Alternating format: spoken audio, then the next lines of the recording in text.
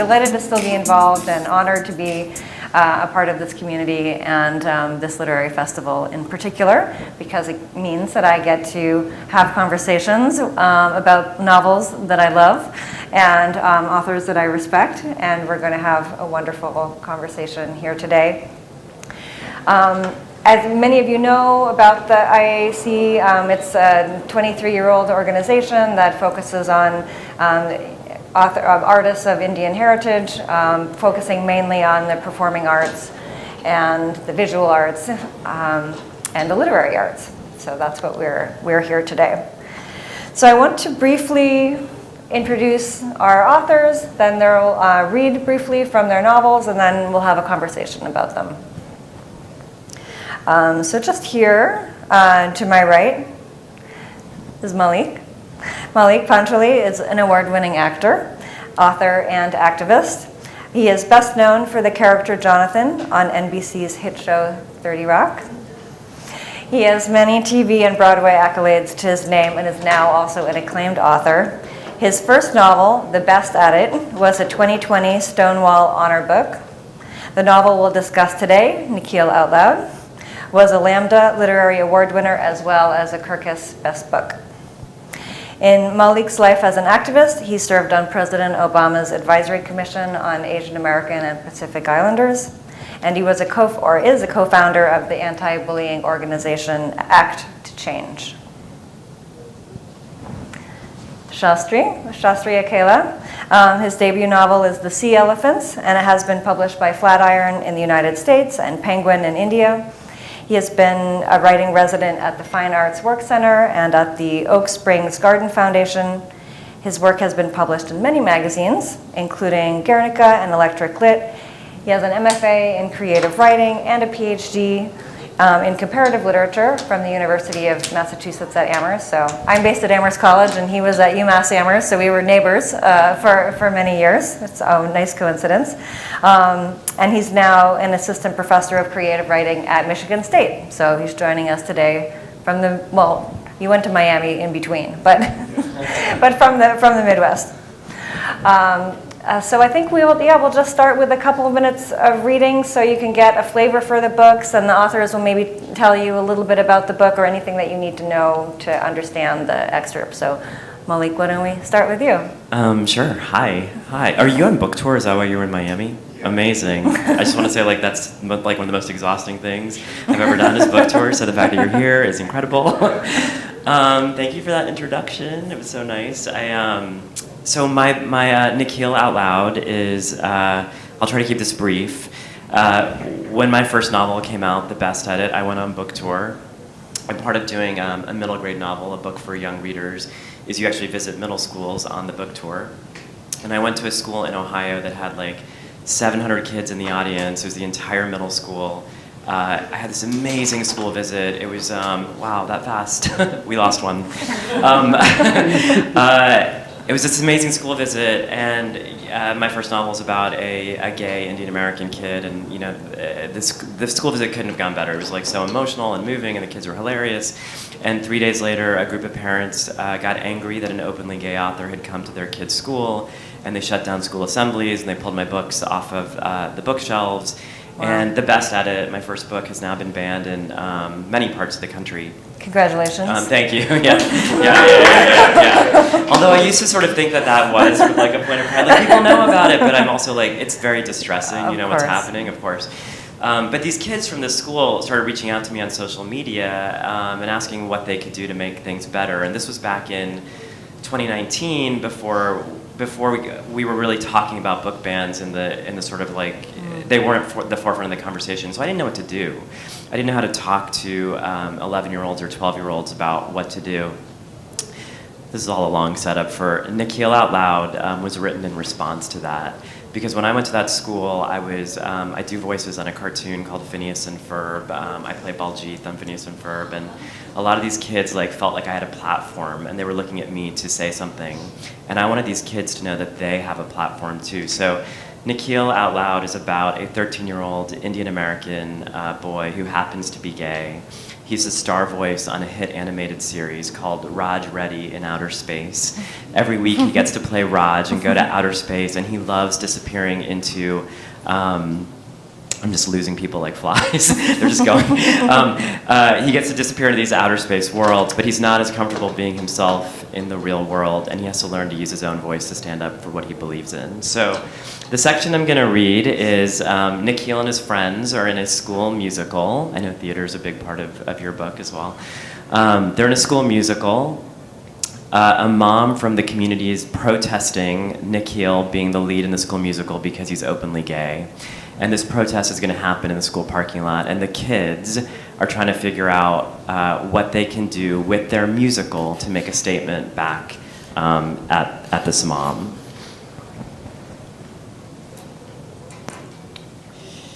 I just think if Mrs. Reed's going to change the show anyway, then why don't we really change it? Mateo is whispering urgently. Deshawn, Monica, Mateo, and I are hiding in the stacks of the library, trying to keep our voices down. I slide out one of the books behind me and peek at the checkout desk to make sure Mrs. Ramani, our librarian, can't hear us. She's squinting at her old desktop computer. What do you mean, really change the show? Deshawn asks. Monica's leaned up against a row of books, her arms crossed over her chest. Yeah, like, what kind of changes are you talking about? I'm not sure. Mateo shoves his hands into the pockets of his faded jeans. All I know is that Mrs. Reed said theater makes a statement, that it makes people angry. And I don't know how singing the songs we've been rehearsing makes a statement. Monica uncrosses her arms and slowly starts pacing. I back up to make room for her. I mean, I just keep thinking if that woman's going to be there in the parking lot making all that trouble, Mateo shakes his head, then wouldn't it be cool if what we do on stage, he scrunches up his face, could, I don't know, piss her off too? My eyes widen at his language. A few kids look up from the tables in the center of the library, and I raise a finger to my lips, glancing at Mrs. Ramani. Monica stops pacing. Then she says, I think Mateo's onto something. We all face her. Have any of you considered that there's a fundamental problem with our show? And I'm not talking about all this stuff with the narrator. What kind of problem? I scratch my elbow. Her nostrils flare ever so slightly. I mean, listen, I love singing the Matilda song, I do, and Deshawn's an amazing Evan Hansen.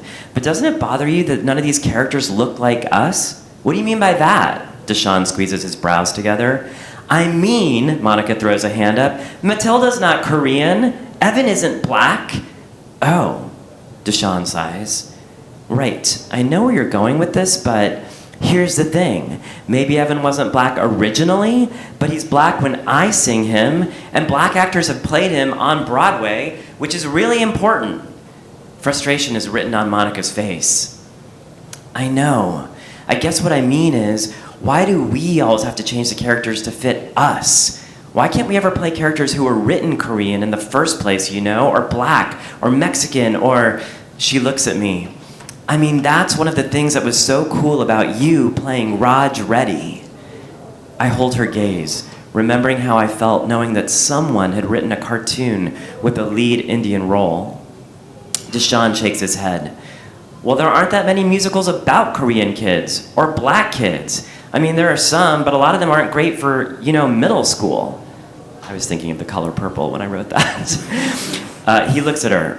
Besides, am I only allowed to do black shows? I peer through the shelf again, but Mrs. Ramani is still poring over whatever it is she's fixated on at her computer. No, of course not, Monica says. I just wish it weren't so complicated, or there was something that we could do to make it better. I stare down at my sneakers. Even if we could, I say, what does that have to do with what Mateo's asking?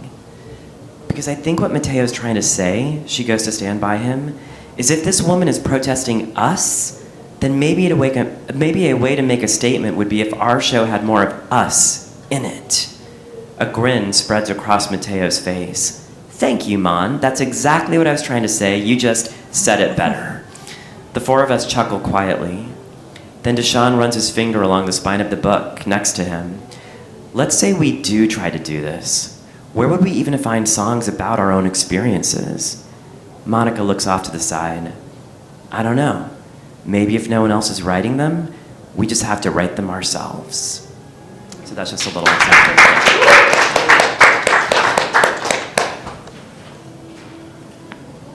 Can you hear me? Well, I just want to say first, it's amazing to share a platform with two members of the literary community I admire and respect so much. Thank you for being here. Just before I read from The Sea Elephants, this is the Indian cover edition, and the cover for the Indian edition, kind of obsessed with it, so I carry it with me wherever I go. Just to preface what I'm going to read from a later section of the book, from the time I was a kid, I had this recurring nightmare of drowning in many different scenarios, and any time I was even a little bit stressed, this nightmare would come back to me. But it stopped when I turned 29, because when I turned 29, I joined the MFA program at UMass Amherst, and I came out. And as soon as I came out, the drowning nightmare just stopped. I'm sure there is a story to how those two are connected, which I'm still trying to figure out. But I came out because I started writing this novel, and I submitted this novel to my MFA workshop, and my professor, Sabina Marie, she read the manuscript and said, "This is dying to be a gay love story, why aren't you letting it be one?" And I remember being very upset with her. I went to her office hours and said, "Why would you say that? Shagun, the main character, is asexual." And she said, "Well, here's parts in the text where he's clearly in love with Mark, the character who's now his friend." And then once she, from that outside perspective, saw what she did, it was impossible for me to not see it. So I went to therapy and came out on the last day of her workshop. And a running joke between Sabina and me is I took her workshop and had to go to therapy immediately. And she said, "I hope you're giving it some context when you state that fact." So one of the things about being in the closet is you lose the gift of listening, which is, I think, the most powerful gift in an economy of attention where there's so many things competing for our attention. Not having the gift of listening is something that I think those who are closeted have been dealing with for decades, if not longer. And that's sort of something I dealt with briefly because I was not able to talk to my biological family for quite some time. But what gave me strength and support and grounded me in my new identity that I discovered much later in life was my found family. I do think those of us who live on the fringes go out into the world and make our own families. So Amherst is the first place I think of as home because it's the first place where I was able to make my own family. And the reason I share this story with you is this section that I'm going to read from happens later in the book where Shagun's trying to escape. He's a street performer and he's also teaching street theater at a school, and he's got a boyfriend, but he has to escape town because there's a homophobic cop who's after him. So that's the section that I'm going to read. All the names that you encounter are fellow actors or their friends of Shagun. So the bed was stripped, the room empty, ready for the next occupant. When Sue came over, we took my back to the balcony and sat on it. She pressed my head to her shoulder and let me cry. When she sensed the storm of grief had subsided for now, she let me go. "What do you want?" she asked, like from life. "I want a celebration," I said. "I want to perform something beautiful and intimate with Rue, with Saya. I want you to come see Mark and me running off into our bridal night. And oh, Ma, I want her to be there too. I mean, why not if wishes were horses and all that?" "Run off into our bridal night," Sue mocked. "You're such a drama queen." We laughed. "You want a celebration? You'll get one." Sue walked with me up one floor. My students, all 6 of them, were in Nandi's room. So were the other members of my troupe. We commenced preparations to stage my escape from the city, from the cop. We traded our clothes for costumes. The room, like our green room, was lamplit, and in the light of those flames, the bowls of makeup resembled precious stones. Green like emerald, red like ruby, blue like lapis lazuli. The only movement was the hand of our makeup man, whose brush traced the contours of our faces, leaving in its wake trails of color, bright and viscous. Nandi started to sing a song. Rue joined him, Saya joined him, and then I did. The makeup man's mouth twitched into a smile, even as his gaze was fixed on the faces our faces were becoming. Sue and my students listened to us, and every time we repeated the chorus, they hummed along. It was a song from the Hindu romantic era, the Bhakti period, when art blurred the border between devotion and love, when a lover's home became your sacred address, and he, your lover in all his fragile mortality, was no less a miracle than a god. Even after we stopped singing, we continued to hum, falling quiet one after the other, so that the silence that followed felt like a continuation of, rather than a punctuation to the song. We waited, sitting upright on the bed, on the floor, our hands in our lap. We heard our cue, a trumpet, a drum, a ululation, a human throat producing a sound that was in the register of birdsong. We filed down the stairs and exploded out the gate, the slow rhythm of our movement escalating into something rowdier, explosive almost, I at the epicenter, my face painted white, on my head a wig made of jute strings surrounded by a wall of dancing bodies. Sue had my bag. From the corner of my eye, I saw the cop, a quick, blurred glimpse. 7 musicians surrounded us and drowned us in their music.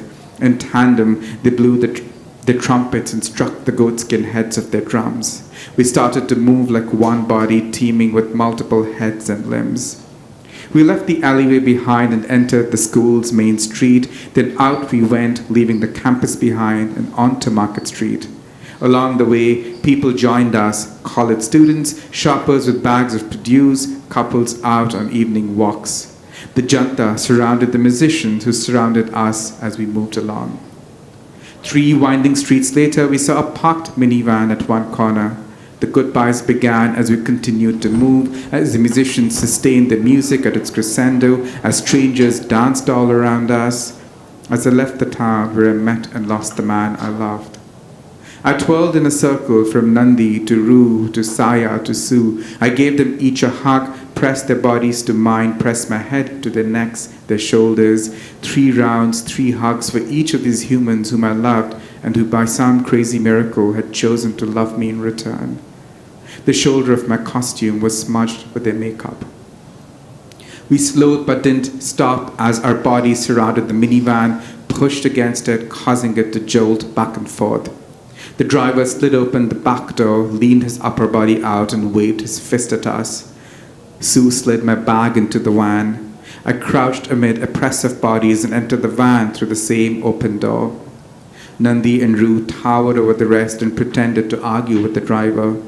Lying flat, my stomach pressed to my back, I watched the face of Sue, painted blue, of Saya, painted green, the red of their eyes made redder against the surrounding palettes of color. Nandi struck the van with his fist and the driver slipped his body in and slid the door shut. Ru and Nandi pressed their hands to the van's windows and our eyes met. They were surrounded now by the people of the city. They were falling behind. They thumped the car once more with their palms and then they were gone. I closed my eyes and listened to the music and their cries, relishing this oral contact until I heard a rap on the window. Wood and glass. It was, I knew, the cop. The driver lowered his window. "This is no place to park," a stern voice said. I didn't breathe, worried that I'd be heard. The driver replied, "Sorry, sir, I stopped for a cigarette and was about to go when they almost wiped me out." My eyes were closed. The driver started the engine, and just like that, we drove away. The procession was headed for the railway station where my troop would board the train and everyone else would depart. When the cop would check my troop, as I knew he wouldn't find me. The driver pulled to the side of the road about an hour later. With 2 bottles of water, I washed my makeup off. He dropped me off at the Uttarkashi railway station. As I stood at the platform with my bag and watched my train pull in, I stuffed a hand into my trouser pocket and found a piece of paper. I fished it out. Written on it in Hindi, "This isn't goodbye," signed Nandi, Ru, Saya. Mark had said those words to me in a different language. The resonance felt comforting. His promise traveling through time, finding its place in Nandi's ink. I cried for all the tentative departures from my life, for the love that tentativeness contained. Thank you.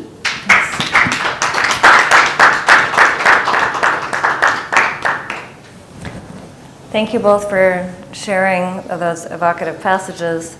I wanted to start out, and this was evident in both of the passages that you read, by asking about theater and performance. And so in both of your books, theater and performance are ways for individuals, particularly young people, to find their voices. So how did you come to write about that theme? And also, are there any sort of parallel transformative performance experiences in your own lives that may have led to writing about this? Okay. It's so interesting. Theater is it's a big part of the book, but I also feel like, and this sort of just happened organically, but that part of Nick Hill's journey in this book is that there's multiple ways that kids can stand up for themselves, and so he has a homophobic grandfather who the grandfather sort of comes to terms with him over the course of the book. Sorry, I don't want to give things away. And part of that is just the willingness to have quiet conversations at home and to show up and to understand that sometimes things like that can be challenging. The other sort of thing that happens with Nick Hill is he's 13 years old, so even though he's the star voice on a hit cartoon, his voice is changing, and the cartoon is starting to get pulled away from him. And so by the time he gets to the end of the book, not to give things away again, he has to learn to stand up to a microphone and speak up for what he believes in using his own voice. And then the third piece of that is art. Art is activism, and Suman and I were just talking about this outside. But does art always have to be about activism or not? Certainly I don't think it always has to be, but I think it sometimes can be. And so the passage that I just read, and something that I think about a lot, and I think that younger people actually have an awareness of this and are actually pretty intelligent about the fact that they don't always see themselves in the stories around them. And so, being someone who's been on Broadway a few times now and a New York actor, the idea that there are shows out there that just don't represent my experience, or if we are part of that experience, we're so liminal and it's not our stories front and center. I'm aware of that, and I think kids are too. So part of that passage I wrote was these kids having, I think, a pretty adult conversation around what it means to be a person of color who wants to be in a school musical. And I spoke to so many theater teachers as I was crafting this, because I was in middle school decades ago, so I wanted to really understand that experience. And they're like, yeah. The stuff that we have, the material that we have for kids to really explore their identities is pretty limited. And so it was important to me, I think, just to bring that experience into the book and to sort of give a space where kids have this, they could kind of see oh, there's so many ways in which you can have a voice. And one of those is actually through art. I don't know if that answered your question at all, but yeah. Yes. Yeah. Yeah, I shadowed a street theater troupe in India that travels along the Ganga from all the way from Ganga Sagar, where the river merges with the ocean, to the base camp, Gangotri, and then as an homage to the river goddess, once the last performance ends, they trek to the glacier where the river originates, and I traveled with them. And something I discovered as I traveled with them, that Hindu mythology has a lot of stories with queer characters, trans characters, non-binary characters, and I was just blown away by how, despite growing up on a lot of these stories that my grandmother would tell us, these were stories that we never learned. These characters have been censored over time through translations, and I was very fascinated by the fact that these characters exist. So when I started writing the Sea Elephants and Shagun becomes a street performer, which was very wishful as well. Sometimes you get your characters to fulfill wishes that you can't have for yourself. I'm terrified of being on stage, so I allowed Shagun to have that glory. So he becomes a street performer, and he's running from home. He's running from a homophobic father. He's running from a cop, from conversion therapy. And for him, the idea of being on the road is a form of escape. The idea of constantly being somebody else is a form of escape, because his costumes become the skin he's wearing. But at the same time, it's also empowering because he's able to play and give open voice to his queerness through these characters, and because they're couched in the context of Hindu myth, he has an audience who's willing to see him as a trans character, as a queer character, and respect that because it's part of the mythology that they've inherited. And even if it's a story they didn't know, the association with Hinduism allows for the performances and those characters to get some respect. So I think I just wanted to bring in those two, that intersection of an escape but also an expression fused into that one experience of being a street performer. Yeah. I wanted to ask a little bit more about the use of myth and Indian texts in both of your works. I love this line in your novel, Shastri, that says about myth, "We knew little about our past, my sisters and I.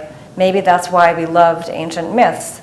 Those characters became our adopted family, and their histories, when we were performing them, became our own." I think that speaks a little bit to what you were just saying. So I wonder if you could say a little bit more about incorporating myth into the book, how deliberately you do that and how you weave it into the day-to-day lives of the characters. And for you, Maulik, there's Nikhil becomes very interested in the Gujarati text that his grandmother used to teach. She was a teacher. And so if you could speak a little bit about the importance of that to your character also. So I just as a very quick anecdote, so my grandmother used to read these stories to me, and I remember when I was 6, she read this story about the churning of the ocean, the Hindu myth where the gods and the demons sort of churn this ocean and all these treasures come out, and one of the treasures that comes out is Airavat, the elephant, hence the sea elephant, the title. And then she says, oh, and then he was so beautiful, the elephant, that the gods took him. And I interrupted her. I said, wait a minute, how can they just take him away? What happens to his family? And she said, oh, sometimes, the ways of gods are strange. I said, no, the gods are behaving like brats. And she said, oh, hey, I'm not going to read to you anymore. So she banned our story-telling sessions for a few months. But then I was so fascinated by the idea of his family left. And I think one of the powerful things for me about Hindu mythology is that it allows you to, it gives you different entry points where you can enter these stories, retell them, extend them. And I think that's true of mythology everywhere, but I'm speaking of Hindu myth because that's my experience that I'm familiar with. Which is why, like the Ramayana, you have so many retellings of it from different parts of the country in different languages. So for me, even though it was a very contemporary story, in some ways I also wanted it to feel ancient. I wanted it to have that sort of timeless element that myth has. And I knew one way I could do that is to use myths as a framing device where characters are performing these stories, but the stories that they choose to perform also inform the main narrative about what it means to be multiple people at once. So you are a child, you are a sibling, but you're also an actor, you're also a person. And the multiplicity, which I think I was trying for Shagun to have, myth enabled that, but it also made his contemporary story set in 90s India very ancient. And part of that was also that the idea of there's this dialogue happening in India now with the Supreme Court recently denying the same-sex marriage petition, that this is a very Western concept, which by bringing in myth, I want to say it's actually very ancient and it's existed in India since people have existed, because queers have existed since people have existed. And myth gave me the freedom to sort of talk about these stories that I grew up with, but also by giving this story a sense of like ancientness, talk about how queerness is very much part of the DNA of Indian society.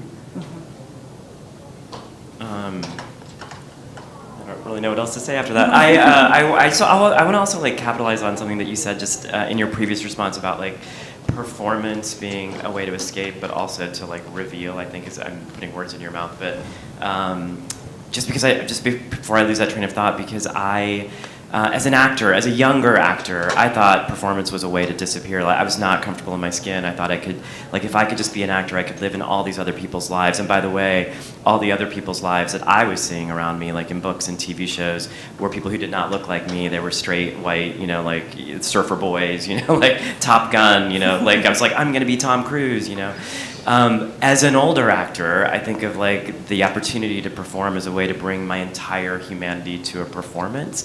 And so I was at a school visit recently, and there was a kid who identifies as non-binary, and they were about to play, I don't know why this school was doing this is like middle school or high school, they were gonna do Macbeth, and this kid was gonna play Macbeth, and I asked them, I said, what are you so excited about playing this role? And they were like, because I get to like escape, I get to be somebody else. And I was like, that's amazing, yes, transform all of that, but also the reason, it's a school production, so there's gonna be like 3 nights of performance, but I was like, the reason people are gonna come to see your Macbeth every single night is because you are gonna bring something that no one else playing this role can bring to it. And I just wanted to, I think it's so interesting that those themes are part of your book, and they're certainly part of Nick Hill Out Loud too, is that he thinks of his cartoon as a way to escape literally into another world, into outer space. And by the end of the book, he's like, I just want to sit here with my feet on the ground for a little bit. And I think that performance ultimately is a blend of those two things. And so I just wanted to I love that both of our books are talking about that. And then to answer your question about the grandmother in the book, used to teach Gujarati at a university in India, and when her family, when they moved to the States, there's, at the time when she moved here, there are no Gujarati language programs, and so she sort of gives up her career. And she sits with Nick Hill one day and tells him this whole story that he never knew about her. And there's a bookshelf in their living room that's like, the books are like falling off the shelves. It says stuff with books. And the reason that was so important to me is I just feel like there are so many people who do come from, for me specifically from India, and their lives change so much here. And we don't know those stories. And I think a big part of this book is owning your story and also owning your language. And so she teaches him about her own love for language, which I think allows him to, I think in the book it facilitates his own growth into understanding the power of words. And I mentioned that he has this long journey with his grandfather that actually ends up becoming a really close relationship by the end of the book. And part of the way that relationship is bridged is they sit and read about Gandhi in Gujarati together, which I only laugh about that because there's part of me that was like, that feels so cliche, but it is also so Indian. It's so part of my narrative. And my own grandfather, my mom's dad is Jain, was Jain. He passed away. And he spent most of his life, at the end of his last few years of his life, writing about the Gita and comparing this Hindu text to Jainism, but in Gujarati. And these are words that I don't know Gujarati, so these pages and pages, I know Gujarati, I can speak it, but I can't read or write it. These pages and pages and pages they won't be available to me. And so I wanted that to be something that Nick Hill got to learn in the book. Right. Yeah, that's wonderful. I wanted to ask you a little bit about the coming out stories that are in these books and the queer love stories, and your books are for different audiences, so maybe that can be part of your answer, how you thought about writing these stories for adults versus younger readers. And so just how you think about those stories, because there is a coming out trope, and so were you writing into that or writing against it? How did you try to make it distinctive and your own? For middle grade novels, the gatekeepers are teachers and librarians, and so I often think that middle schoolers are actually a little more advanced around relationships than teachers and librarians allow them to be. There is a little love story in here between Nick Hill and Mateo, and Nick Hill's courage allows Mateo to eventually come out to his own family, and by the end of the book they share a very chaste kiss on the cheeks, which I think is really, really sweet and cute. I have a feeling middle schoolers are doing more than kissing on the cheek, but that's all teachers and librarians will allow for them. It's so interesting because my first book is a coming out story, and for this book I wanted Nick Hill to already be out. Mm-hmm. And he's actually pretty comfortable in his sexuality. It's the dealing with the external with his grandfather because they moved from Los Angeles to Ohio. It's dealing with this woman who's protesting the school. These are the challenges he's facing. But it's so interesting. I interact with kids a lot. I visit a lot of middle schools and high schools with my books. And I feel like for as far as we've come in terms of like the coming out stories, there are a lot of kids who are very comfortable in their identities. But I have been to like schools in the heart of Los Angeles and visiting a gender and sexuality alliance, and we're not allowed to do a group photo, not because the kids don't want to have a photo on the internet, because these kids' parents don't know that they're part of a gender and sexuality alliance and they don't want to be outed to their parents. And so I wanted Nick Hill to be confident, but I didn't want to write a world where that was just like accepted by everybody, obviously. And so I was kind of playing in and out of the trope, I think, a little bit. You know, like Mateo has a pretty classic coming out story. We don't get to see a lot of it because he's not the lead character, but I kind of wanted to play with different aspects of where kids might be on that line. Yeah. Yeah, I think with something I was trying to do and did with the Sea Elephants was I didn't want to have a very conventional coming out scene where a character sits with friends or family and says, I'm gay. And instead, because I don't think that's necessarily true of a lot of South Asian queer experiences, instead, there is a moment where this family they're not necessarily very well off, so when they have guests, they have to rent furniture. So when Shagun is 16 years old, there's somebody who delivers furniture, and he is attracted to the man who delivers furniture. And that's when he understands the nature of his desire. He doesn't label it as gay or queer, but he knows he's attracted to men, and therefore he cannot have the kind of life his father envisions for him, which is to have an arranged marriage and start a family. So he leaves home. So in that sense, he doesn't necessarily come out. Neither does Mark. His boyfriend never explicitly tells him that he's gay. But when the two men meet, there is a clear mutual attraction that they sense, and they just act on it. So rather than express it through speech, it's expressed through gestures, it's expressed through body language, and it's immediately understood. Those cues are understood and followed, and either people act against it or act in alignment with it. One of Shagun's fellow actors, Saya, is queer, so they both have this friendship that they develop. Yet again, those who are on the fringes sort of immediately recognize each other and form this sort of friendship, which I think in the US, with my friends of color, I know we have a special bond that we will always share. This idea of something that can just be ambient expression and not expression through language. And so I wanted queerness to be very much part of that kind of an ambient expression, but also then be expressed through the stories that characters tell. Yeah. I'm just going to ask one more question, and then I'd love to bring in any questions from all of you. So if you could think of your questions while I ask this last one, which is role models and teachers are really significant presences in both of your books. And so I wonder if you could share with us who one of your role models were when you were either a young writer or a young performer, or whoever is sort of meaningful to you that felt significant or you felt their influence in the writing of these books, maybe. I had a lot of like drama teachers. That sounds so weird. I had a lot of drama teachers. No, I had. There are a lot of people that I feel like I should say thank you to. You know, there's so many. And in fact, in my first book, there's a math teacher, and I had a math teacher who I'm still friends with in middle school. I was a math lead in middle school, but I was also a kid who loved the theater. And when I was in middle school, I tried out for a community theater production, and there was a director, this woman named Kathy Grau, who then later taught at my school. She taught at the middle school when I was in high school. And so we were always in each other's worlds, and she was like such a huge mentor, and I think she was like the first person who was like, you're funny, and she also was like, even if you don't see yourself on a TV show, you can be an actor. And I do think that because of her, like I had the courage to like eventually go to theater school and then move to Los Angeles. And it's so funny, I remember she sat down with me one day and when I was in high school, and she was like, you're gonna go to Northwestern University, it's a great theater program, go to the Yale School of Drama if you wanna go to graduate school. And that's where I went. You know, like literally did everything she said to do. And so there's a drama teacher in the school named Mrs. Reed who's, she makes a lot of mistakes. She makes a lot of mistakes along the way, but in a way I wanted to write an homage to teachers because I think teachers kind of saved my life in middle school. So, yeah.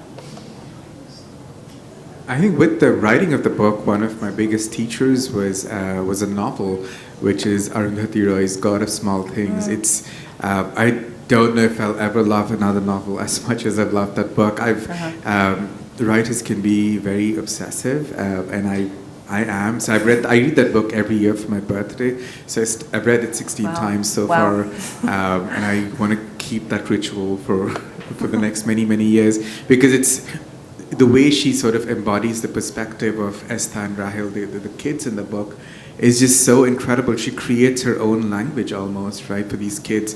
The way kids see the world through their own language.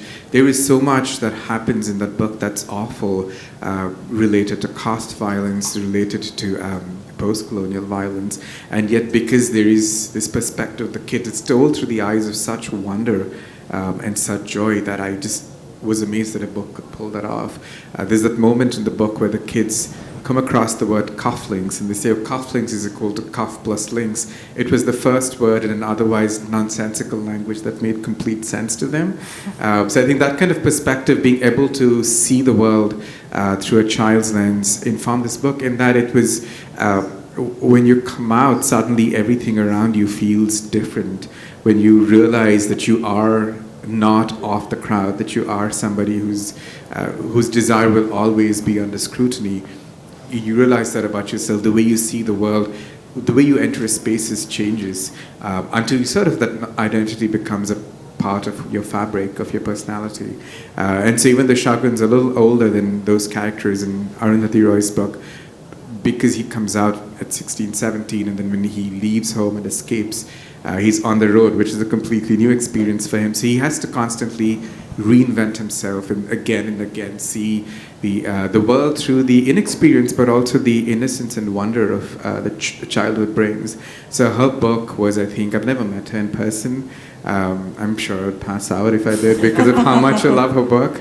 But I'd say that was my biggest teacher. But as a person, Sabina Marie was my biggest influence, because I literally wouldn't be here, and this book wouldn't be a queer work of fiction if I'd never taken her class. So, and she's also very good with giving feedback on how time works in fiction, because I think with fiction the biggest thing is how you move from one point to another through time. Even though you're moving through pages, you're also moving through time. So narrative really is about the skillful manipulation of time, and I think that was something I got from her. Yeah, that's wonderful. I love hearing those stories. Right, great. So please, Yeah. You have a couple also? Okay. Yeah. Okay. So please follow up outside for further conversation and signing. And thank you so much to our authors today. Thank you.